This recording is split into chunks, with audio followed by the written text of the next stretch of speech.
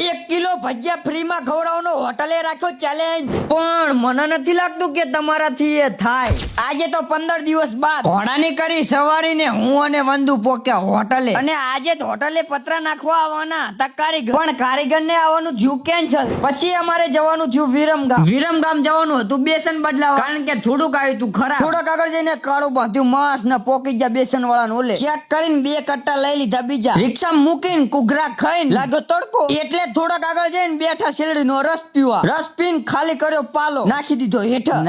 ના એવી ભૂલ નહીં કરું. પાછો ઉઠાઈને નાખ્યો કચરા પેટીમાં, કારણ કે ધંધાવાળાને ખબર હોય હેઠળ નાખા એટલે શું ભીતર.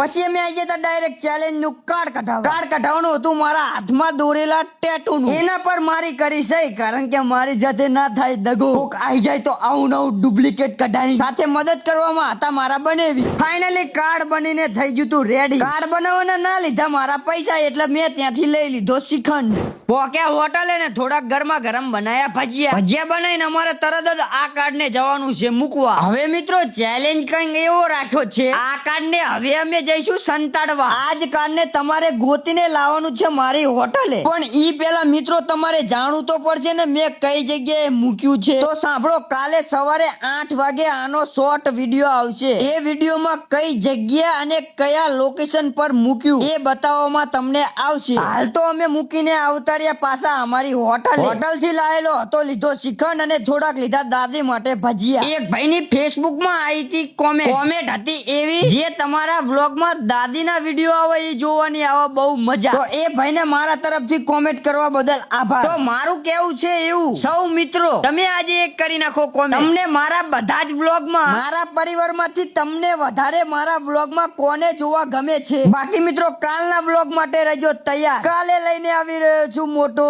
ચેલેન્જ. બાકી આજ માટે બાય. જય હનુમાન, જય હનુમાન દાદા.